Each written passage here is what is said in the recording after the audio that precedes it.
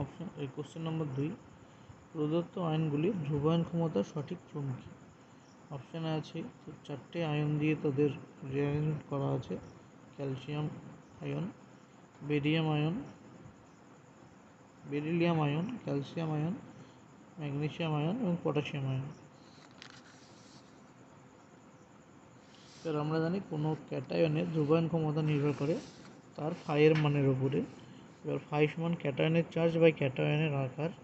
যেহেতু এখানে 3টে ক্যাটায়নেরই চার্জ সেম, Ba2+, Mg2+ এবং Ca2+, তাই এদের নির্ভর করবে, এদের ফাইয়ের মান নির্ভর করবে তাদের আকারের ওপরে। যেহেতু বেরিলিয়াম 2+ আয়নের আকার সব থেকে ছোটো, তাই এর ধ্রুবায়ন ক্ষমতা সব থেকে বেশি।